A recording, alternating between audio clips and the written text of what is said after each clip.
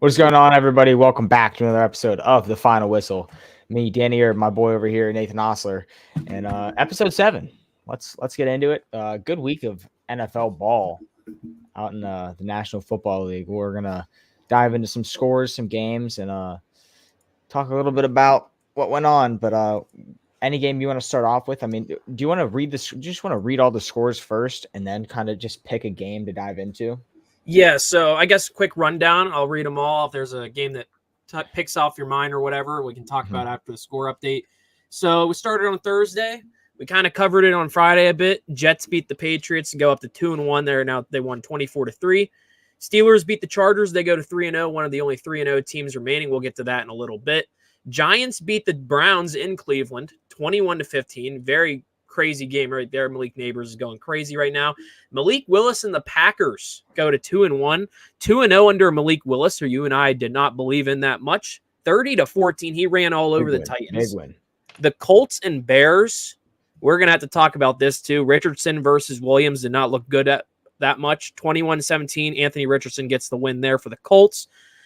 The shocker for me, the Minnesota Vikings, 34-7 win over the Houston Texans and CJ Stroud. The Eagles survive against the Saints, who did not show up on offense. This was not a good game for the offensive side of the ball until the fourth quarter. 15-12 Eagles win. Both teams are now at 2-1. The Broncos surprised the Bucs in Tampa Bay. They beat them 26-7. Bo Nix gets his first win. The big story, your upset pick of the week, Andy Dalton and the Carolina Panthers, 36-22 in Las Vegas. They go in there and win. The Miami Dolphins do not look good at all right now. They fall 24-3 against the Seahawks. Seahawks as well go to 3-0. The Ravens get their first win. They beat the Dallas Cowboys, and we'll get to that in a little bit because their defense looks not good. 28-25, back-to-back blowout losses kind of in Dallas, but Dallas tried to come back. Rams surprised the 49ers 27-24. We'll get to Juwan Jennings. He had a great game with Brock Purdy, but too bad it just resulted in the loss. Lions-Cardinals. Lions pull it out and win 20-13. They get a big win over a rising Arizona Cardinals team, in my opinion. Sunday Night Football. Chiefs win 22-17. Another last couple minutes that the Chiefs had to hope and hold out for hope, I would say, and we'll get to that in a bit as well. And then we had two Monday Night Football games last night. The Bills absolutely destroyed, and I'll say this, both the games were complete opposites of each other. The Bills absolutely destroyed the Jaguars 47-10. And honestly, the Bills look like one of the best teams in football as of now. And then the big shocker, I think, the Commanders went into Cincinnati and won 38-33. Jaden Daniels had a coming out party in Cincinnati, Ohio last night in good old Southwest Ohio along the Ohio River. So, any games that stuck out to you? Do we want to start with, I guess, last night, or do we want to go with Sunday first? Up to you, honestly. I mean, we can start with last night's game. I feel like that was a great game. I know Nev said it in the chat that want to start with the Commanders game here. Yeah. Let's do Commanders Bengals. So I guess I said it during that little recap right there. Jaden Daniels has arrived. Jaden Daniels, amazing game. 2 incompletions the entire day. 254 passing yards. 2 touchdowns. Only sacked twice by the Bengals defense. In my opinion, that defense is part of the reason they do not look that good right now. Terry McLaurin, insane catch in the end zone at the end of the game to kind of put that one away. 4 for 100. I saw a meme, Danny, yesterday about Terry McLaurin when he actually has a quarterback to pass to him. He was like the greatest of all time, kind of like that type of thing. I forget what page posted it. But other than that, like Luke McCaffrey, I forgot they had him as there. They used him a good bit. 3 for 3 on targets, had 44 yards. But Terry McLaurin and Jaden Daniels were able to find each other really good. Jaden Daniels as well with a rushing touchdown. The Washington Commanders, they look pretty fun. But the Bengals, I think, are the key story for this game. So yeah, I mean, honestly, I don't think that's true at all. I think you look at the key story of this game. There's one guy that sticks out to me, and this kid's just flat out stud. Jaden Daniels is, I think, going to run away with Offensive Rookie of the Year this year. Did stud 254 passing yards for a guy that was coming out of college, and people are saying this kid can't throw, he can only run. He had 39 rushing yards as well, and a rushing touchdown. Dude, I think he's ran a rushing touchdown in every game so far of his NFL career so far. He's got 3 or 4 of them. and he's a flat out stud. You know, his throw to Scary Terry at the end of the game was insane. I mean, you look at these plays right here, he's throwing lasers. And Yeah. I mean, everyone thought that the Commanders were going to come in and get smacked, and they didn't. And you know, I was pretty happy to see that they didn't get smacked up. But you know, Jaden Daniels, he carried this whole game, and Brian Robinson had a solid game. I really want to see more out of Brian Robinson. He didn't, you know, they were up a lot, and I still didn't see the Commanders, you know, running it with him. Whenever they were up, and you know, it came down to a closer game than it should have been, because the Commanders had, you know, the ball rolling the entire game. It felt like they were in front just the whole game, and you know, the Bengals were playing catch up the whole game. Scary Terry, 4 catches for 100 yards. Great game out of him. Luke McCaffrey, Christian McCaffrey's brother, 44 yards and 3 catches. Zach Ertz, 5 catches for 38 yards. Austin Eckler had a solid game. I 35 yards on 3 rushing attempts. Like, I was like, kind of like, oh, I forgot Austin Eckler is still like in the NFL, and he played very well. Another thing that I have to talk about, because I know that I went on a whole spiel the one episode about how Jamar Chase isn't top 5, and I'm still standing on that. I'm still standing high and tight on Jamar Chase not being top 5. Okay. He had 6 catches for 118 yards. That's really good. That is really good. But he hasn't done it the last two weeks. So if he continues on this stretch, we can put him back in the conversation of top 5. As of right now, he's still not top 5. No, I'm still taking a guy like a DK Metcalf over him. I mean, look at DK's stats. DK has like 100 or 260 yards on the year, and Jamar Chase is like 200, if that. And I don't know. I look at this game, and I didn't see Jamar Chase blow my socks off. I mean, he averaged 19.7 yards per catch, but that's just because he had a few big catches. Now, I don't know. What's the biggest takeaway from this game, in your opinion, on both sides here? Are you really pressing that panic button as a Bengals fan now? You're 0-3. I think you got to press the panic button. Okay, so my biggest takeaways for both sides. I'll go with the Commanders first before I get to the Bengals. The Commanders, I think they had a very solid. I guess the biggest takeaway is they saw what they needed to see out of the rookie QB Jaden Daniels. Amazing game. I think everyone who was watching that game last night saw how good he can be. We saw flashes of what we saw last night. Oh, I guess a lot of flashes of that at LSU, his final year there, in the running to try to get that Heisman Award. And I think he was the one that had the 300 game. Was that him? The 300 passing, 300 rushing at one point at LSU? Imagine he could do that in the NFL. I don't think he will. But last night, if he can get some more rushing in there, it could be like a Lamar Jackson type of QB. He's going to be able to run. But I like Jaden Daniels' arm a little bit more than Lamar, especially what we saw last night. And I've seen Lamar throw the ball these last couple seasons, and he's torched a lot of teams. But Jaden Daniels can be a very solid quarterback, especially for a Washington Commanders team that has under new ownership. I think they're getting a new stadium sooner. They want a new stadium. He can be the guy to try to usher in this new era of Washington football. The Washington Commanders haven't been relevant for a long time. Yes, they'll make a random playoff stint. Maybe they'll just show up for a wild card game, Danny. Mm-hmm. But they're not going to do much with that. I think Jaden Daniels can be a guy that they can build around and actually build upon. And I think the Commanders did this kind of rebuild correct. They struck gold on a quarterback. I know it's only been 3 games, but he's shown some promise, in my opinion. Now, for the Bengals, the biggest takeaway is you and I both agreed on our QB tier list. Joe Burrow was not top 5. He looked very good last night. Don't get me wrong. He looked like Joe Burrow that we need. He looked like the Joe Burrow we know.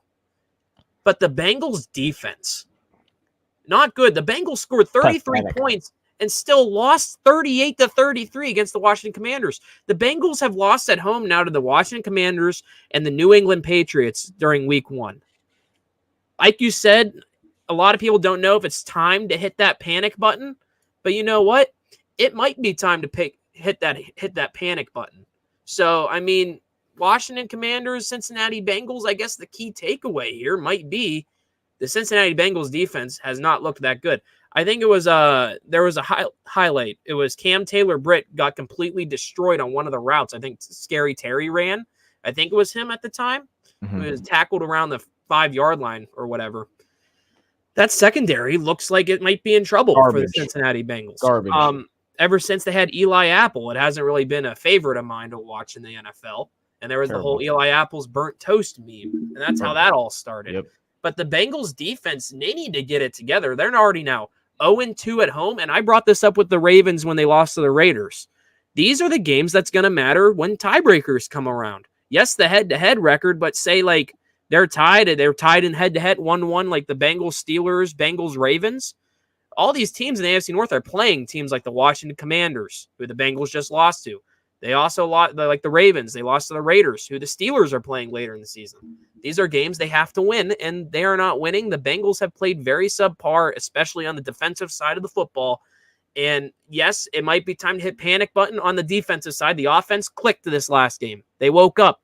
We need the defense to wake up, especially if the Bengals think they have a chance to win the AFC North with the hot start of the Steelers and the Ravens. They're still the Ravens, but other than that, like, they need to wake up. Bengals are going to have to play perfect football if they want a shot at winning this division, because, you're down 0-3 and you've got a team that's 3-0 in the top of the division, and you're also behind in the Bengals.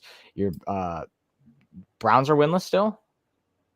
No, they haven't won. They beat the Jaguars last week. They did beat the Jags. So yeah, you're last place in the division, and it's a grueling division. So you got to figure it out now. I don't think there's any problems on the offense. I'm gonna be honest with you. I think that this offense is perfectly fine. I really like Chase Brown as a running back. I think that kid's a stud. He is fast as all hell. I mean, he's a stud, and he's a good receiving back too. T. Higgins was finally back, and I think that helped Jamar Chase get open a little bit more, kind of more of a safety blanket for Joe Burrow, which was kind of nice to see if you want to see the Bengals do well. The defense, though, it's terrible. And for a team like the Bengals, who thinks they're, high and mighty in the NFL, and they go and they talking about the Commanders' offense being a college offense, and then you go and they drop like 40 points on your head. It works. You can't talk. If you want to talk about anything being a college scheme, Bengals have a college defense, because their secondary is horrible. Now, you look at the Commanders up until that game, and still had a bad game. Commanders have the worst secondary in the NFL receiving wise. They just could not figure it out, like receiving wise. They were getting torched on defense every game by any receiver that stepped in there. Jamar Chase did it. Jamar Chase put 118 yards on their head, and they still lost. So it's just a mix of everything. I honestly, I think this is more of talking about, okay, the Commanders are good. The Commanders are a good team. Then the Bengals are bad. The Bengals are bad. They're playing bad, but the Commanders played really, really, really, really good football. I mean, Jaden Daniels looked just terrific. He looked terrific. Yeah, I guess my final takeaway, I'll say this. When I said the offense woke up, like Jamar Chase showed up this last night. Joe Burrow showed up last night. They showed up to play, especially Jamar Chase, who you have been very critical on. Yeah. It's just, can the defense show up to play football games? And like, they lost to the Patriots, and I get the offense wasn't there that game, really. But like, they allowed 38 points to the Commanders. An interesting note, when I was looking at the play-by-play for last night, the only drive the Commanders didn't score a point on was the end of half, where they did a kneel down at the end of the first half. It went their first drive, touchdown, second drive, touchdown, third drive, touchdown, end of half. Then second half started. Touchdown, field goal, touchdown, end of game, where they also kneeled the ball. The Commanders' offense, Danny, was clicking. Like I said, Jaden Daniels, only 2 incomplete passes against a Bengals team in Cincinnati. That's crazy. In Cincinnati, which can be a raucous environment. The Bengals stadium can be a very raucous environment for a road team. It has been, they call it the jungle for a reason. And the Commanders just stomped all over the jungle last night. They silenced the crowd. The Bengals are having a very bad start to their season. I think I've been seeing a lot of Bengals fans on social media saying they want changes. They want them ASAP. Do I think it's going to happen? I don't think so. As long as they don't wake up, maybe the changes will happen. But looking ahead at their schedule before we move on, they have at the Panthers. I would hope the Bengals can win that. But we saw with Andy Dalton this week, a revenge game maybe. home against the Ravens, away at the Giants, away at the Browns. Over those next 4 games, they have a chance to, I would hope, end up being 3-4. Win 3 of those games, maybe lose to the Ravens. They have a chance to save their season in these next 4 games. They need to do it ASAP, especially beat the teams you have to beat. The Panthers, Giants, and honestly, the Cleveland Browns. The Bengals, in my opinion, are better than the Cleveland Browns. They should be. They have the better offense. Sure. Bengals So are not a crazy bad team. They've been playing bad football. They need to wake up. They're Because the best 0-3 team in this league. After that Browns game, they have home against Philly and home against the Raiders, who beat the Ravens. And that's where the head-to-head, like I've been preaching, comes into play. And then they have the Ravens again. So the Bengals, I guess my final spiel is they just need to wake up on the defensive side of the ball. And yeah. Absolutely. Do we really want to talk about Bills-Jaguars last night? I mean, I think we should touch on it for sure. It was a murder. A murder happened. It was a murder. Murder. A murder in Buffalo. Yeah. I think while you get something pulled up there. I got to pull up the I think my biggest takeaway while you find the clips, Trevor Lawrence. I want to talk about this. I've been seeing a lot of people say on socials after this game, do people think Trevor Lawrence is overrated? Where did we put him in the QB tier list, by the way? Do you remember? Was it B that's or elite? We put him. We did not put him elite. I think we put him. Was it middle B? I think it was. So while you find it, we put him.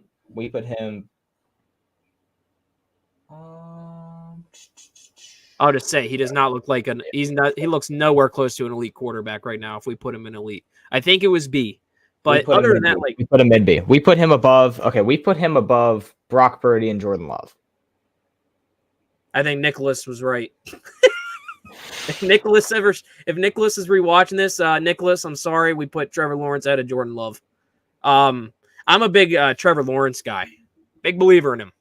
I saw him play a lot in the ACC against the Pitt Panthers, against like the other teams of the ACC. He looked very good coming out of college. And he has the playoff win. Ever since that comeback against the Chargers in the playoffs, Trevor Lawrence, I don't know what I saw exactly. Like someone said that, like ever since that playoff win where they came back against the Chargers where they should have lost and they had that crazy comeback in the wild card, Trevor Lawrence has kind of just been this season so far. Like last night, I just want to look at his stats. Like this is their franchise QB against the Bills. They lost 47-10, by the way. They got smoked. 21 of 38, 178 yards, 1 touchdown, and a pick. He was sacked 4 times. We even got to see Mac Jones last night play. 5 of 8 for him, 22 passing yards. Mac Jones is not going to be benching Trevor Lawrence, that is. He's not going to be benching him. Don't get me wrong. Trevor Lawrence needs to wake up. The Jaguars are 0-3. Some of this can come on the quarterback. Some of this blame can come on the QB. I get the defense got torched last night, but some of this can be blamed on I guess a lot of last night can be blamed on that offense. I'm really high on like a guy like Brian Thomas Jr. I like Christian Kirk. I like Gabe Davis, but like, I don't know what Trevor Lawrence is looking at. His touchdown was to Brenton Strange. I think he's one of their tight ends. He's a tight end. You got to get your receivers involved. You got to get these, like, I really like Brian Thomas Jr. They need to get him involved more. We've seen him get involved. He was 5 for 48, 9 targets. Christian Kirk was the main guy, 8 for 10, 79 yards. Travis Etienne, 11 carries, 68 yards, ran for 22. But, like, they just did nothing last night. I guess my takeaway is if I have one for both teams, the Bills, I'll start with them because it's easy. They're way better than I thought they were going to be. Josh Allen looks amazing. 4 passing touchdowns. Josh Allen is clearly a top 5, like we said. But my biggest takeaway here is with the Jacksonville Jaguars. They're in trouble. I'm hitting panic mode. Their schedule coming up, just looking at this, they have away at Houston, home against the Colts, home against the Bears, the next 3. Pretty tough, except maybe for the Bears. That's 2 divisional games. You got to at least win one of those, maybe both. I would honestly say both. The way the Texans played, when we'll get to them soon, they can easily beat the Texans, but if that version of the Texans shows up. But like they have to show up against the Texans and Colts, you would think. Trevor Lawrence has to wake up. Something on that offense has to click. You have Trevor Lawrence, a former number 1 overall pick, so many people are still high on, and he's not looking that hot right now. So I'll throw it over to you. That's my takeaway from last night. Yeah, I think. I mean, I said this before that Jordan Love. I think Jordan Love's a better quarterback than a guy like Brock Purdy and Jordan Love as of right now. And while this game did not help my case whatsoever, I still think Trevor Lawrence is a good quarterback, and I don't think you need to press the panic button on Trevor Lawrence. I think press the panic button on this Jaguars team as a whole. And at the scheme they run is terrible. Listen, they have a really good running back in Travis Etienne, and they're splitting his carries with Tank Bigsby. Like, what are we doing? You know what I mean? Go back to the offense that you had, last year, 2 years ago that was good. Look at Trevor Lawrence's stats. First year of his NFL career, 3,600 yards. Mm-hmm. Sophomore year, 4,100 yards. Junior year, 4,000 yards. And now 500. He has 560 yards to this. This is a guy who's going to give you 4,000 yards every year. Every year. He's a good quarterback. Trevor Lawrence is a good quarterback. Okay, I don't want to hear the slander on Trevor Lawrence's name yet. It's more of the coaching and the scheme they're running.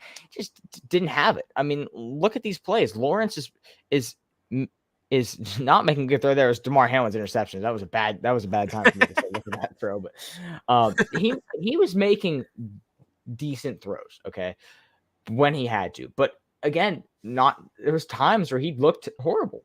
He did look horrible, but I don't think it's time to press the panic button on Trevor Lawrence just quite yet. I still really have a lot of belief in this kid. I know he's so talented, and I know he's very good. On the other side of the ball, on Buffalo Bills side of the ball, this is a contender. This is a true contender. And when we made our predictions at the beginning of the year, and I said Dolphins were winning this division, I couldn't have been more wrong.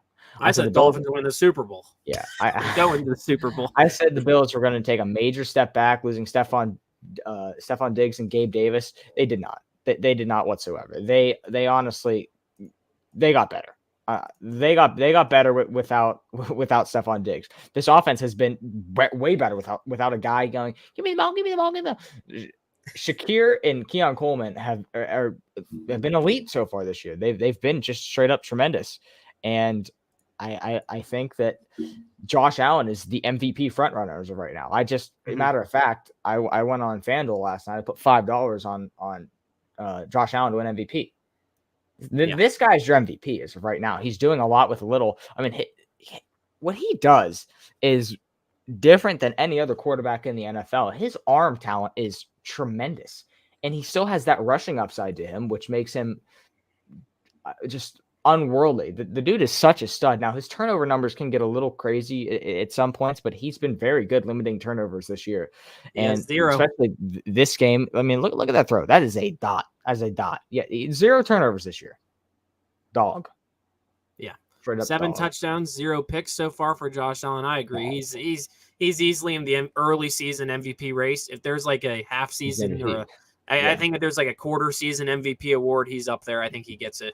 He, like you said, he's doing the most with as little as what they have. Like I had the Bills as like a wild card team, not the team to run away with the AFC East. And it looks like they might be able to do that this year. Yeah. He's doing all this with guys like Khalil Shakir, Dalton Kincaid, Keon Coleman, and I'm not putting slack on those names, but it's not the star power that they had with a guy like Stephon Diggs, who wanted the ball all the time and not really thriving with the Houston Texans right now.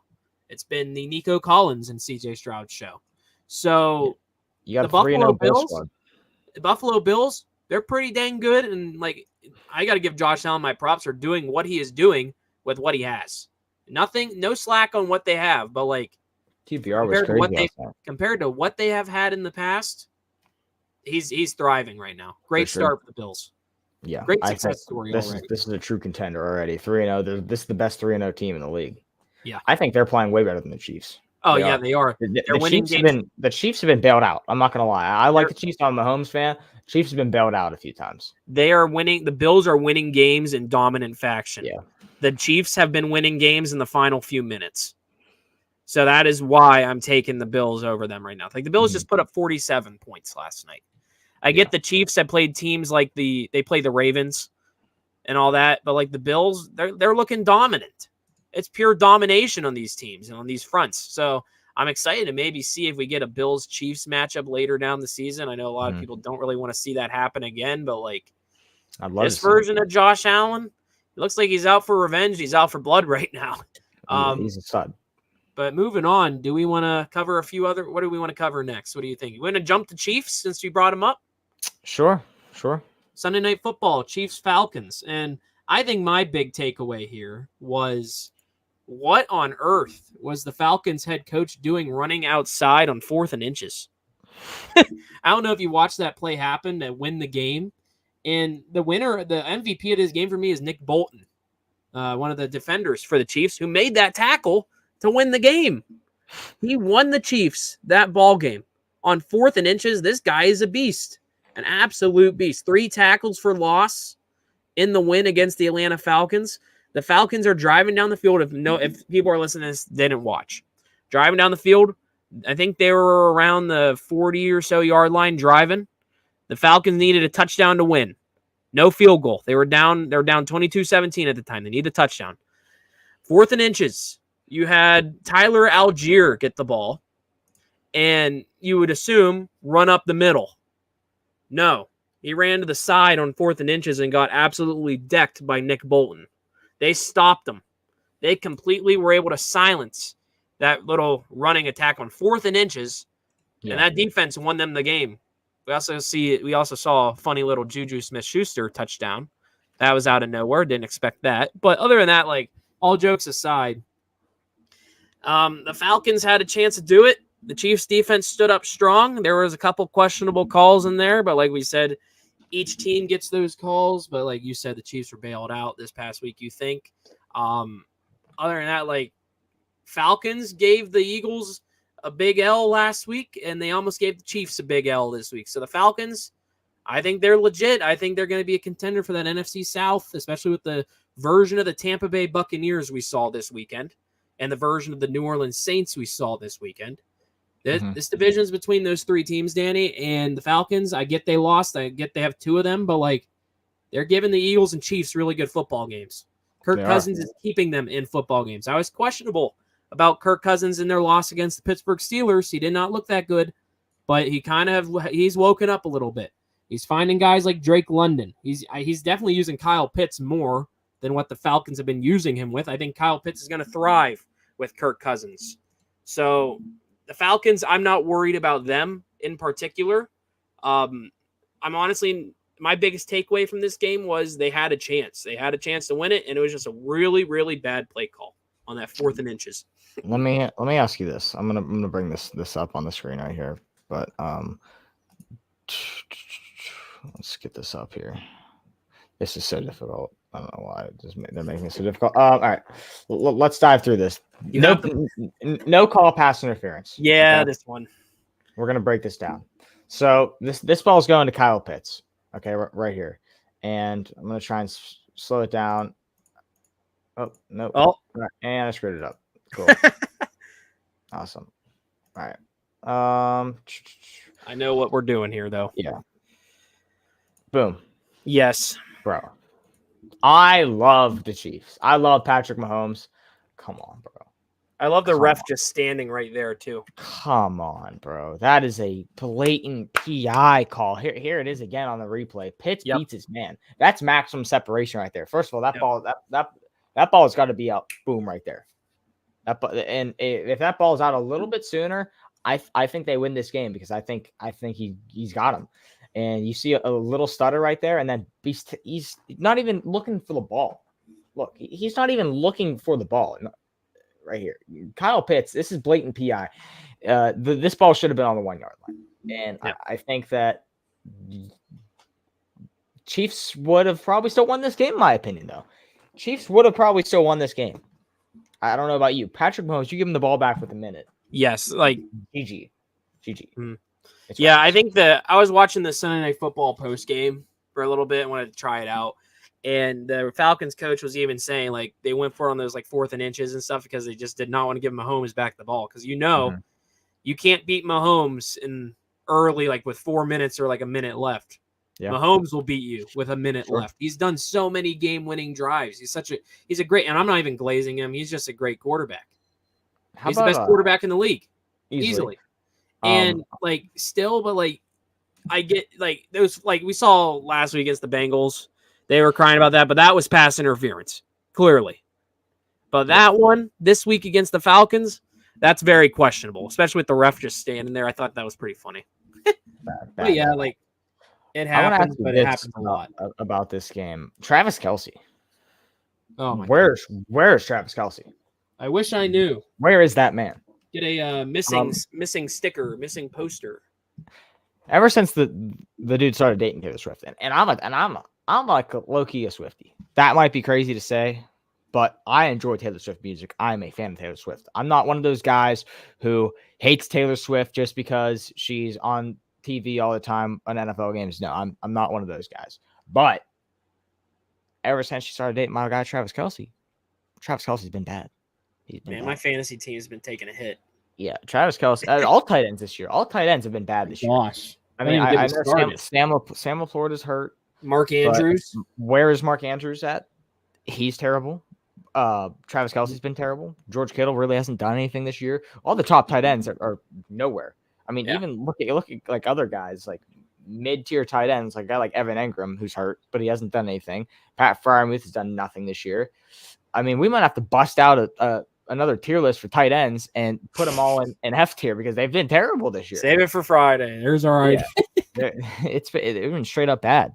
So I think Travis Kelce's career might be starting to come down from that high slope he was on. It's starting to take a nosedive pretty quick here. And I know he's getting old with age. And I wouldn't be shocked if you see Travis Kelce, because I know the type of guy Travis Kelce is. I mean, I don't know him on a personal level, but he's such a competitor to where if he gets to the point where he knows that he can't play anymore and he's not playing at his highest level, I wouldn't be shocked to see Travis Kelce call it quits.